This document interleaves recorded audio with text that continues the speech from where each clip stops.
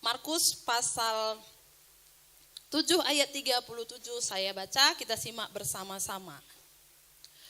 Mereka takjub dan tercengang dan berkata, Ia menjadikan segala-galanya baik. Yang tuli dijadikannya mendengar, yang bisu dijadikannya berkata-kata. Yesus menjadikan segala-galanya baik.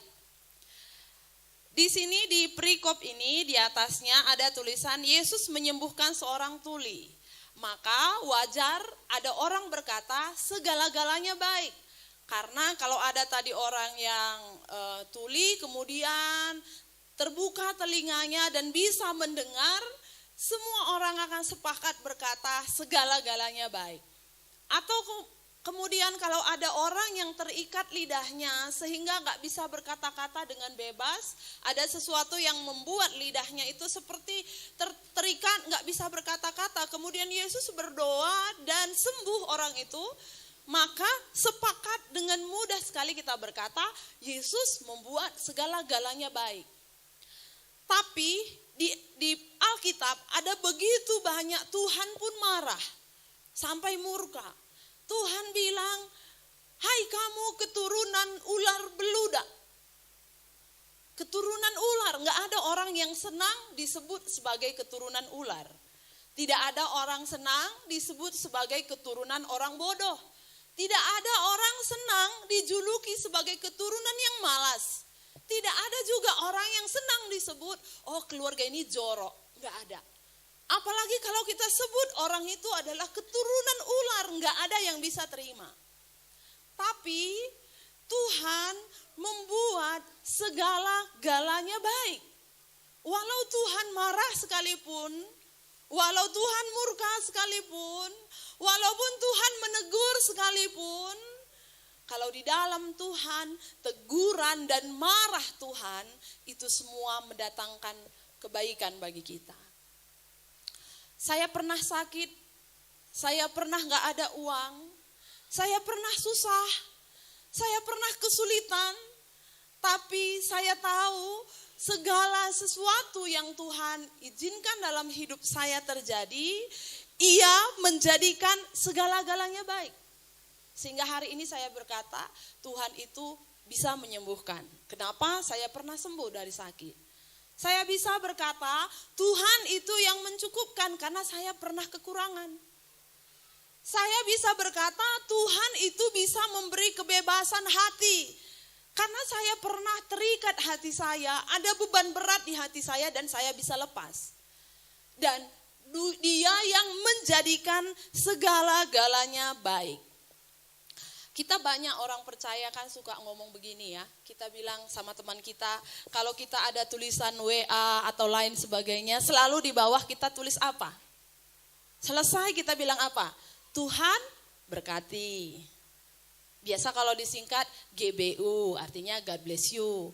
Tuhan berkati kamu. Marah pun kadang-kadang orang Kristen itu rohani. Tuhan berkati ya, padahal lagi marah. Lagi negur temannya nggak bayar hutangnya. Kamu nggak bayar hutangmu, tolonglah di sini. Kamu bayar, aku perlu di sini.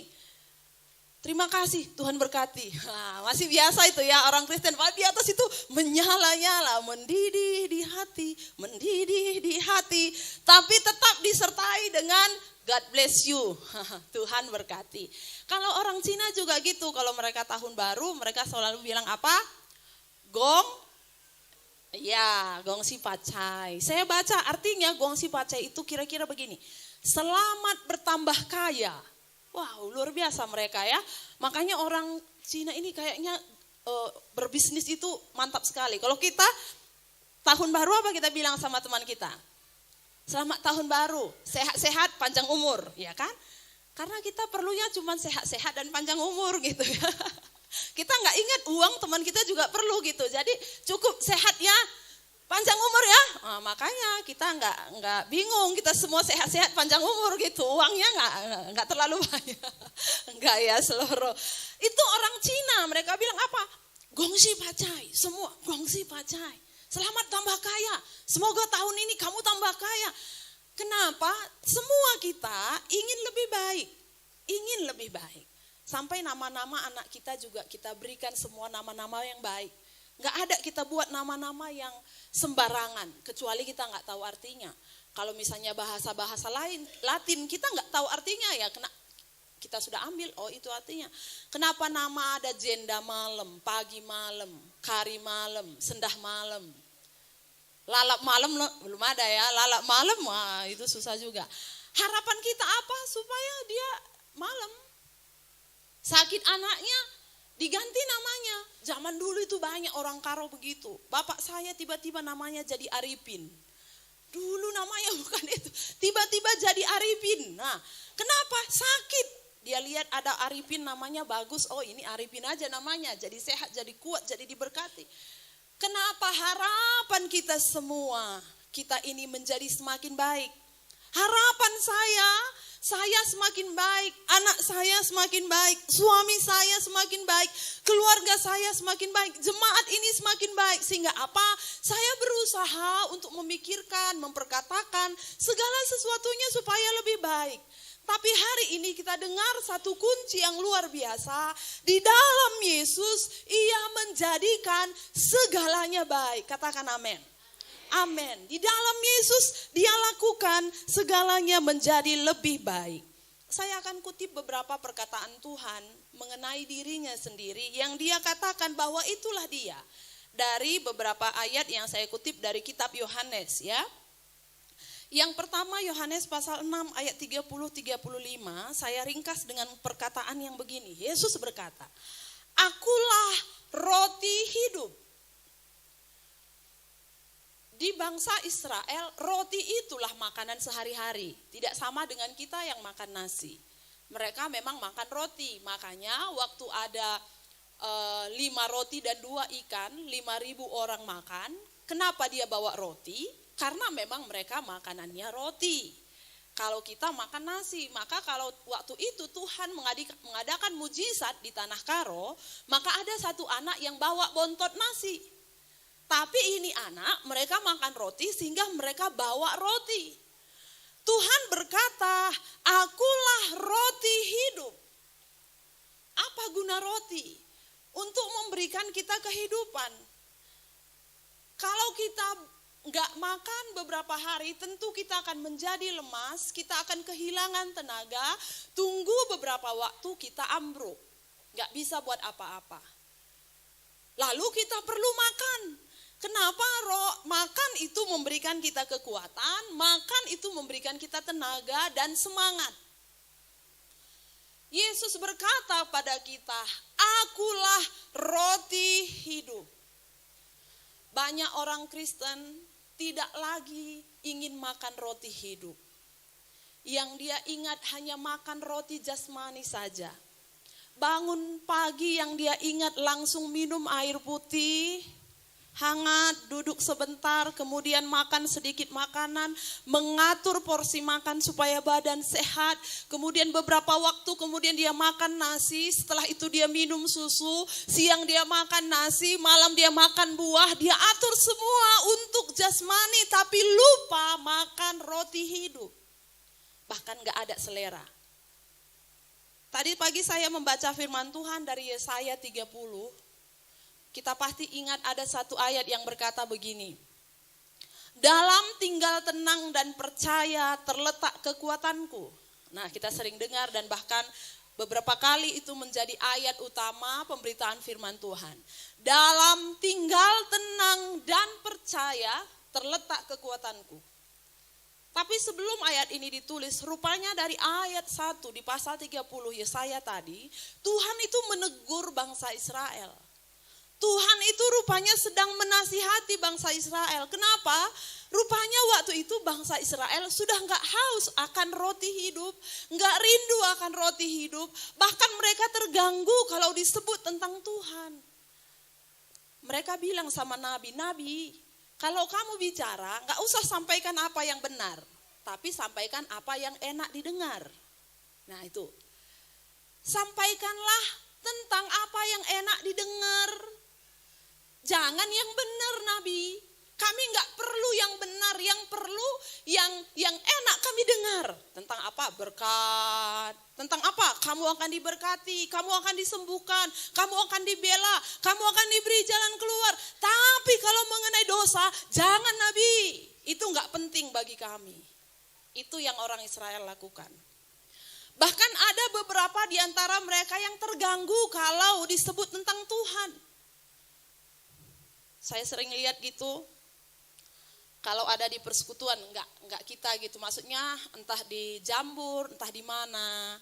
Lalu kemudian diselipkan acara gereja. Sudah mulai acara gereja, ada beberapa yang udah gerasak-gerusuk. Duduk sudah mulai kiri kanan. Sebentar dengan langkah yang teratur dia mundur dan keluar dari perkumpulan itu. Apakah dia bukan orang Kristen? Orang Kristen. Tapi kenapa? Ini yang Yesaya bilang, terganggu dia dibicarakan Tuhan. Ada yang gak enak di hatinya kalau disebut tentang Tuhan. Ada yang masalah di hatinya kalau disebut tentang melayani. Ada yang terganggu dalam hidupnya kalau dibicarakan mengenai dosa. Kemudian dia cari tempat kemana dia bisa mulai pergi. Dan kemudian kalau sudah tiba lagi bagiannya, gilirannya datang lagi dia masuk. Saya berharap kita semua di sini tidak terganggu kalau dibicarakan tentang Tuhan. Kita tidak terganggu kalau dibicarakan tentang ibadah. Ibadah lagi. Sudah hari Minggu lagi, cepat kali. Tepuk tangan lagi, menyembah lagi. Lama kali pemimpin pujian itu penyembahan. Lama kali buka mata, ngapain terus tutup mata, itu terganggu. Ngapain ibadah terus, apalagi hari-hari ini sudah bulan Natal ya. Tiap hari Natal, hampir tiap hari Natal. Ayo Natal, kadang-kadang dari gereja udah semua diteleponinya. Natal. Aduh, Natal lagi, kadang mau jawab apa, gak enak juga. Maunya tante jangan ingat nama aku supaya aku gak diteleponnya. Terganggu kali aku kalau aku bilang enggak enak hatiku. Kalau iya aku bilang gak cocok juga di hatiku. Dilupakan tante itu maunya aku. Jangan kamu doa gitu, nanti kami lupa, betulan ada berkat lupa juga kami, ayo nuntut juga kamu kan, tante lupa aku, kamu bilang pula kan, jangan doakan kami lupa, doakan kami ingat. Jadi setiap kami telepon puji Tuhan, kami ingat ya, walaupun misalnya kadang-kadang minta tolong juga, kadang-kadangnya tolong ini, tolong itu. Nah, orang Kristen zaman itu di kitab Yesaya, Tuhan marah. Dia bilang, kenapa kamu begitu? Kenapa kamu tidak menginginkan Tuhan? Yesus berkata, akulah roti hidup. Inginkanlah roti itu. Carilah roti itu. Waktu Natal sampun saya tanya Tante Sampun, karena beberapa hari yang lalu dia kurang sehat. Lalu seharusnya waktu pelwa pun disugihan dia yang khotbah. Tapi karena dia sakit Sabtu dia telepon. Tolong cari gantiku ya, aku gak bisa, aku sudah berdoa, sudah usahakan segala sesuatu, aku gak bisa sehat katanya. Iya Tan, aku bilang, lalu waktu Natal, aku tanya, Tante gimana, udah sehat kam? Belum. Aku tanya beberapa jemaatku katanya, yang penyakitnya sama kayak aku ini, batuk, pilek, tiba-tiba demam, naik tensi, lama kali sembuhnya mama kembar. Tapi ini yang kulakukan katanya, kupaksa. Ku minum air, ku makan nasi, ku makan sayur. Enggak selera aku mama kembar dia bilang, tapi ku paksa. Kalau kamu enggak selera makan, paksa. Harus dipaksa. Kalau perlu opname. Tamalau.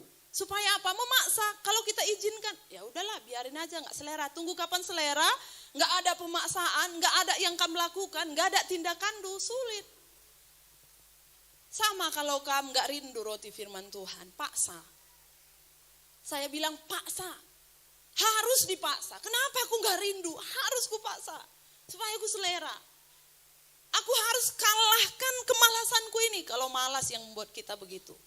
Ku kalahkan ini mataku ini yang maunya nonton aja, melihat internet saja. Aku gak mau, ku kalahkan, tutup handphonenya.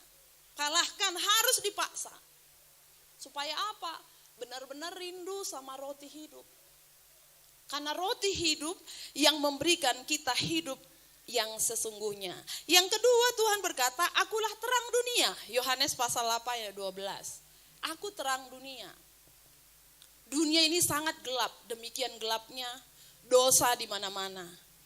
Kalau kita mau melihat dunia yang indah, dunia yang baik, dunia yang menyenangkan,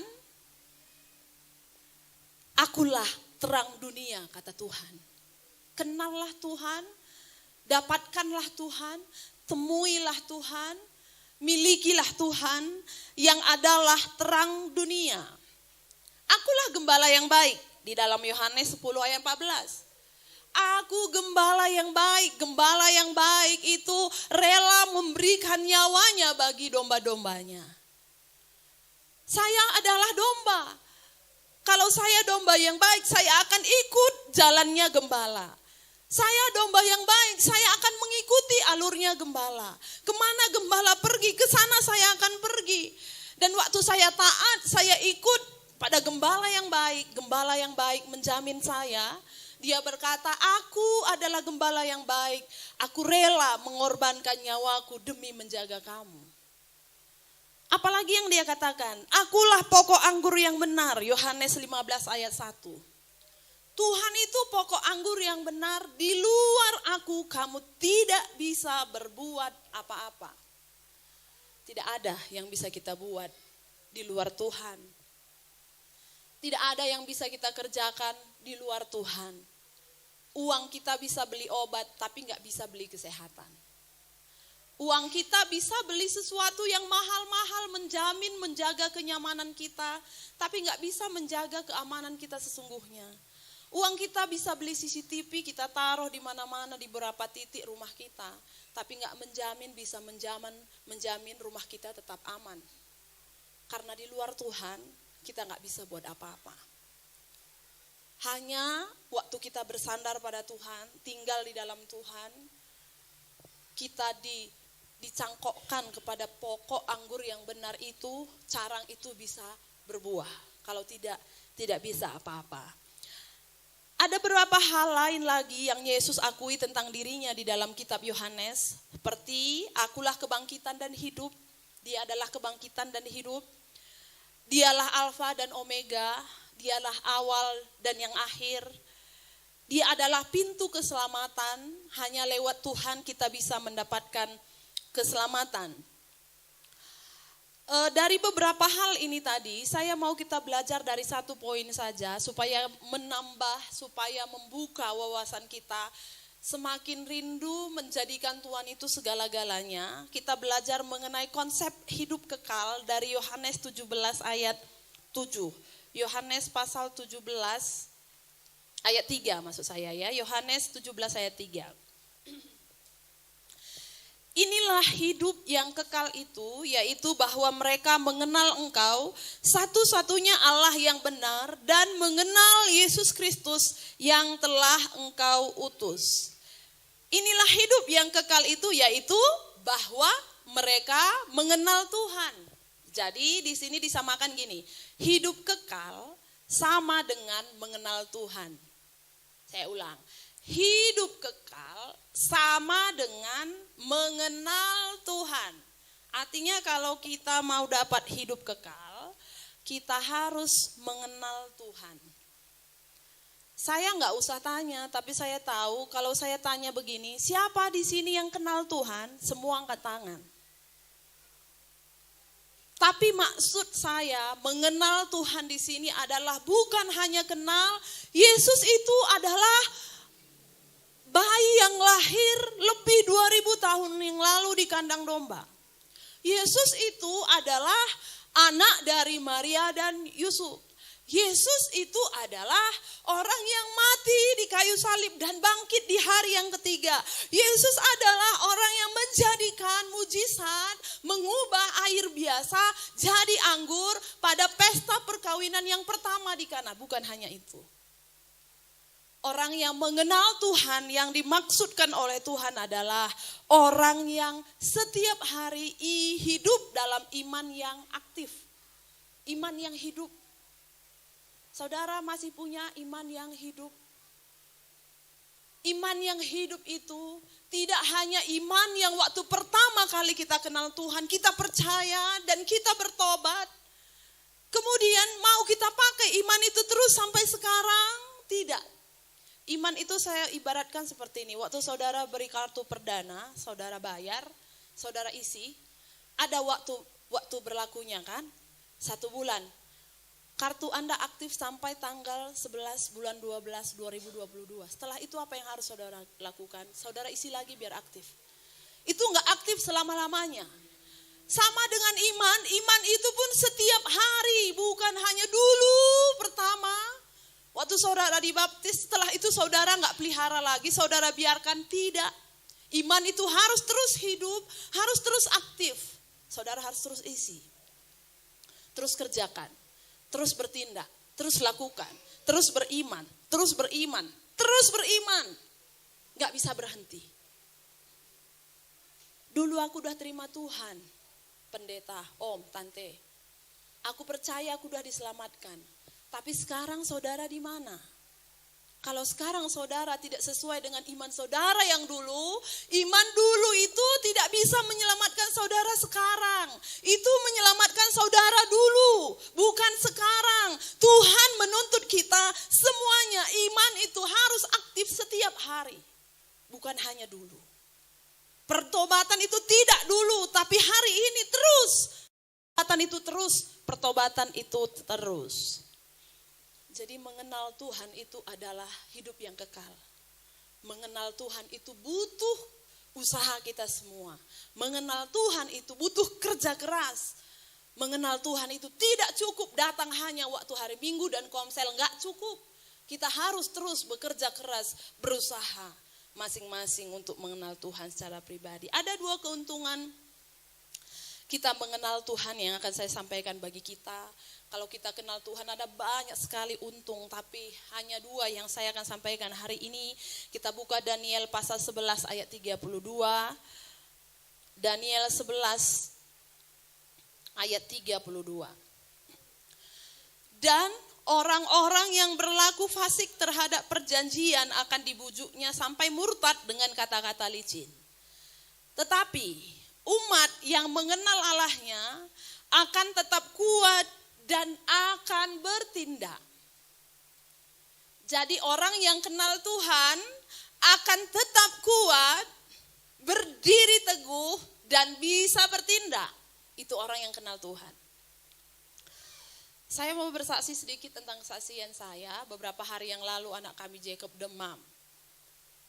Siang-siang dia mimisan, tapi belum demam. Malam-malam waktu kami tidur, sudah tengah malam dia bangun dan saya lihat dia mimisan, malam-malam dia mimisan. Hal ini belum pernah terjadi sehingga saya, kenapa anakku ini kok malam pun bisa mimisan, lagi tidur kok mimisan. Ya udah akhirnya saya dengan om berdoa, Tuhan tolong anak ini, udah kami tidur. Besok paginya dia demam. Nah itu dia mimisan dulu baru demam. Nah akhirnya ada obat kakaknya yang sebelumnya demam, itulah saya kasih dia. Dan enggak ke rumah sakit juga, akhirnya kami kasih dia, turunnya demamnya turun, naik lagi, turun, naik lagi gitu sepanjang hari itu, dan tiba malam, kami belum berobat juga. Nah malam itu dia demam lagi, dia tinggi demamnya. Sebagai seorang ibu, orang tua, kita pasti punya pengalaman begitu ya, kalau anak kita demam, kita enggak bisa tidur, lain sebagainya, kita sedikit-sedikit terbangun. Nah, saya berdoa malam-malam, Tuhan tolong anakku ini demam, aku gak bisa lakukan apapun. Beli sirup pun aku rasanya gimana, karena sekarang kan dibilang sirup jangan dulu, bisa membuat penyakit yang lain. Jadi aku pun mikir gak usah dulu. Nah akhirnya ditaruh bawang, lain sebagainya, dia pun gak turun demamnya. Nah itu malam-malam dia bangun, saya ingat 4 kali dia banguni saya. Dia bangun, mak bangun, apa, minum. Saya keluar, saya kasih minum. Udah anakku, udah banyak kami minum ya mak, dia minum banyak. Dan saya berdoa gini, Tuhan semua sudah kulakukan. Aku gak bisa kasih dia sirup karena pertimbanganku begini. Aku kasih dia minum, aku kasih dia rempah-rempah, dia kasih ini. Gak ada lagi yang bisa kulakukan malam ini. Tapi aku mau tidur. Aku gak mau, aku khawatir dan akhirnya aku gak tidur. Anakku ini pun sakit, aku pun nanti sakit. Betul, aku tidur, aku kasih dia minum, tidur aku. Sejam lagi dia bangun lagi, mak minum. Aku ambil lagi minum tadi, terus aku kasih dia, dan aku tidur. 4 kali selama 2 malam. Jadi ada 8 kali dia banguni saya dalam 2 malam itu. Saya selalu bisa tidur. Sebelumnya saya punya pengalaman gak bisa tidur juga. Hari-hari yang lalu ya, kalau anak demam atau misalnya suami saya sakit, saya pasti akan bangun-bangun gitu. Lihat gimana keadaannya, lihat masih demam. Di hatiku selalu lihat gitu. Tapi ini aku belajar untuk mengenal Tuhanku yang bisa diandalkan. Aku perlu tidur. Nah kalau aku gak tidur, besok pagi aku yang gak segar lagi, pekerjaan pun jadi semua berantakan. Anakku itu bukannya sehat kalau aku bangun-bangun, kan gitu. Kalau aku bangun, ku nenalak bagai ngasa terang, medak ya pagi nggak sehat, ku tahannya, bisa ku ginikan, biar bangun aku terus. Tapi kan gak ada gunanya. Nah itu yang aku belajar, mengenal Tuhan. Tuhan, aku sudah buat sebisaku. Gak bisa ku buat apa-apa lagi. Kalau bisa ku buat. Tapi ini udah gak bisa Tuhan. Tapi aku mau tidur. Aku bisa tidur. Di situ aku bersyukur pagi-pagi, aku terima kasih Tuhan. Kau berikan aku kekuatan, kau berikan aku kemampuan untuk tidur. Itu aku tahu karena pertolongan Tuhan.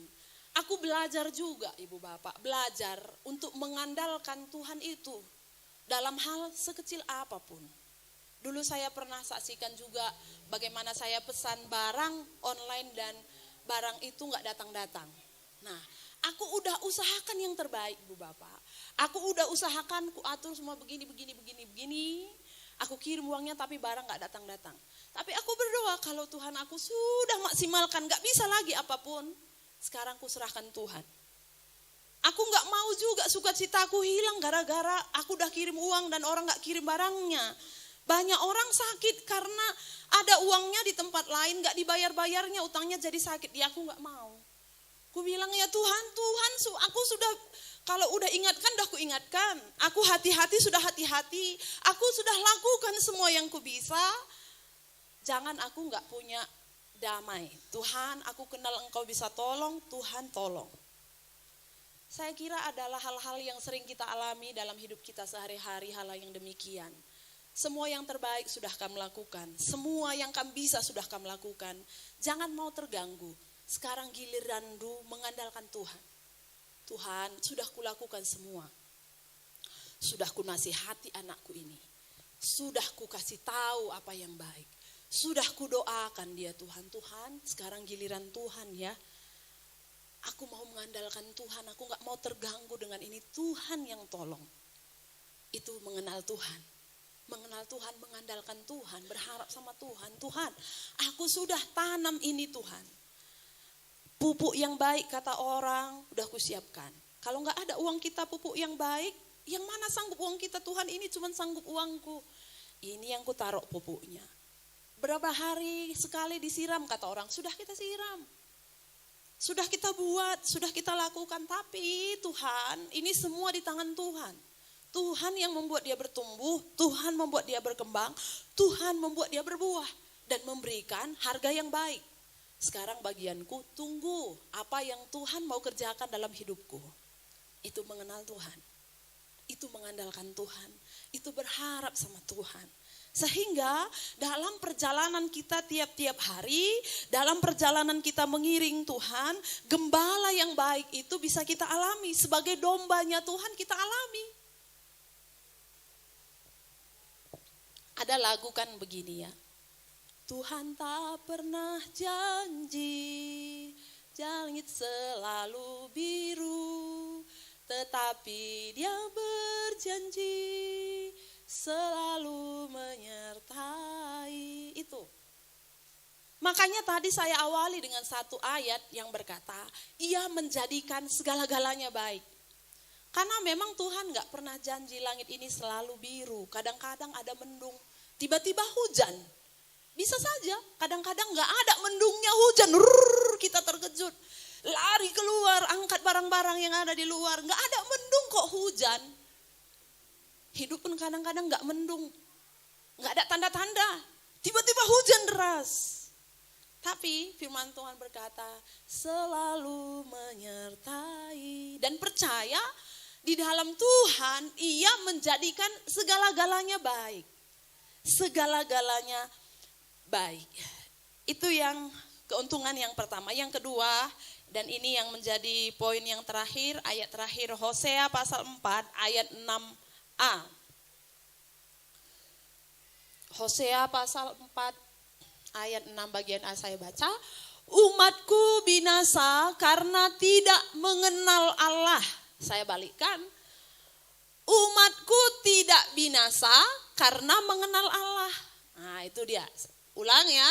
Umatku selamat karena mengenal Allah. Umatku diberkati karena mengenal Allah. Umatku dibela karena mengenal Allah. Jadi mengenal Allah itu hanya untung saja yang akan kita dapatkan dalam hidup kita. Mengenal Allah itu hanya memberikan kita keuntungan besar. Jadi baik kita ini anak-anak yang masih sekolah, orang tua muda, orang tua yang sudah beberapa puluh tahun menikah, mengenal Tuhan adalah kebutuhan kita bersama. Mengenal Tuhan adalah kerinduan kita bersama. Karena orang yang mengenal Tuhan, hidupnya tidak akan binasa, kata firman Tuhan. Saya mau katakan satu ayat, satu kalimat penutup. Kita mendapatkan Tuhan, kita mendapatkan segalanya. Coba, kita mendapatkan Tuhan, kita mendapatkan segalanya. Ayo kita katakan kalimat ini bersama-sama, 2, 3. Kita mendapatkan Tuhan, kita mendapatkan segalanya. Ayo dengan samping kiri kanan dulu. Kalau kamu dapatkan Tuhan, kamu dapatkan segalanya. Haleluya. Dapatkanlah Tuhan, carilah Tuhan lebih lagi Ibu Bapak. Ini bulan Natal, di mana banyak sekali nanti kita akan dengar firman Tuhan. Saya sudah ikut 2 kali Natal, sebelum pergi Natal saya selalu berdoa, Tuhan hari ini aku dengar lagi firman-Mu. Sehingga saya antusias, saya semangat dengar pesan apa yang akan saya dengar hari ini. Dapat apa aku nanti dari firman Tuhan hari ini. Carilah Tuhan, biarlah Tuhan itu menjadi segala-galanya dalam hidup kita. Lebih dari hal-hal yang lain, karena waktu kita dapatkan Tuhan, Dia akan memberikan kita segala-galanya.